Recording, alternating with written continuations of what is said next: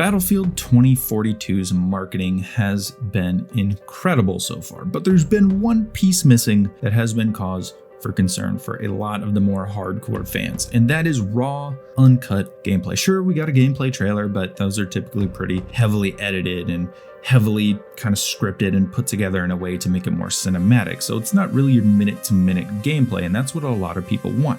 And that's what we're going to discuss today. Where is it, and should we be concerned?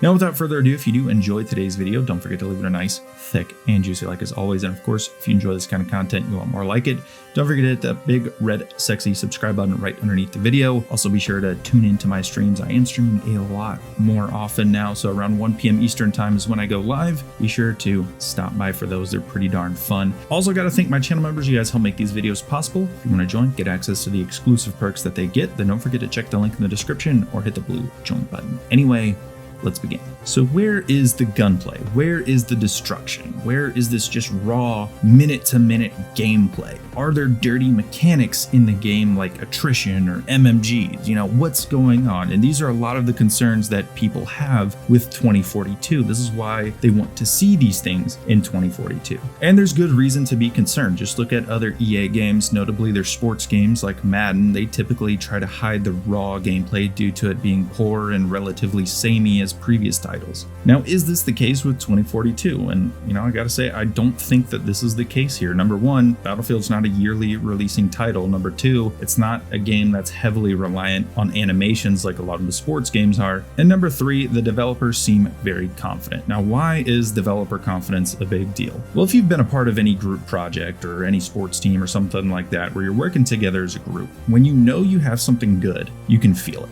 Everyone can feel it. The energy just exudes off of the group. And that's what we're seeing with the developers and their confidence in the product. They're being very transparent about it in terms of discussing it. Just look at Jack Fragg's interview with one of the developers. That's a great example. He was asking him about whether or not you can make a battle royale mode in the Portal, and the developer said, you know, just to be honest, we don't have those features available in the Portal, so you won't be able to make a BR. We just want to be transparent about that. We don't want to mislead you with that. And this is a very good thing. If you look back at the last two releases for Battlefield, both BF1 and BF5, you can see the stark contrast between the two. The last time we saw this level of confidence was just before Battlefield 1 released. If you don't remember, the devs made some headlines when Infinite Warfare released their trailer, and they said, really, this is all you guys got? These are like 2010 graphics, and then went ahead about a week later and dropped the BF1 trailer and blew everyone's minds. With BF5, there was a lot of marketing missteps. It seemed like anytime someone representing DICE or EA or just Battlefield 5 in general went to go talk, there were a lot of just missteps and things like the don't like it, don't buy it kind of issue that happened, and just general lack of confidence with discussing the game and discussing the direction of it and how they wanted to go about BF5. And again, that's because these people know when they have a good product and they know when they have a bad one. And that energy comes off when they're discussing the game and when they're discussing the product with the community.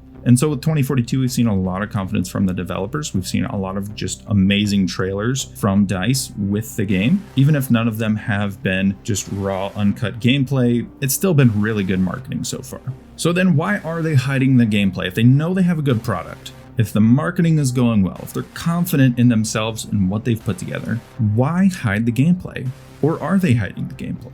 Well, that's the thing. I don't necessarily think that they're hiding it per se. I think it's just part of this marketing strategy, and it's not some grand, complex marketing strategy. It's a relatively simple one. Essentially, just keep the people wanting more. Give them a little bit, keep them wanting more. Am I concerned about the gunplay? Am I concerned about the destruction? Am I concerned about other mechanics like attrition, MMGs, spotting, things like that? Of course. But regardless, whether I'm thinking about I want the raw gameplay, I want to see it, or whether I'm thinking, oh, this trailer is amazing, I'm going to watch it 500 times. DICE wins. Either way, because I'm thinking about their game, and I'm thinking about me wanting to play that game, to try it out, to give it a go. So DICE wins no matter what. As long as I'm thinking about 2042, that's a win for DICE. And so that simple but very effective marketing strategy is why we're having this discussion in the first place. So talking this out, thinking about it, I am much more confident in 2042.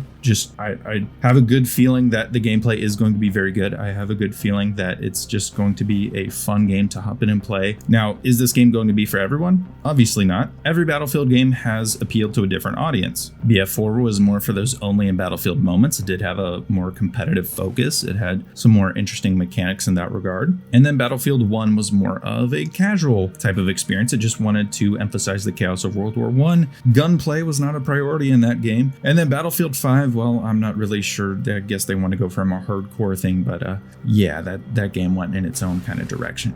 But regardless, each one has appealed to a different audience, and different kinds of players like each game for different reasons. And so 2042 may not appeal to every single one of you. That's what the portal's for. But regardless, I do think that we have a good game on our hands. So anyway, let me know what you guys think down below about 2042. Are you still really concerned about the gameplay? Are you still just in need of having to see it? Because I don't want to sit here and just be like, oh yeah, that you just got to be patient. You know, I don't want to be that guy. It's just like, patience, you're gonna see it. I don't want to be that guy. I want to address these things. I want to talk about them with you. So let me know your thoughts down below, and I will see you guys in the next video.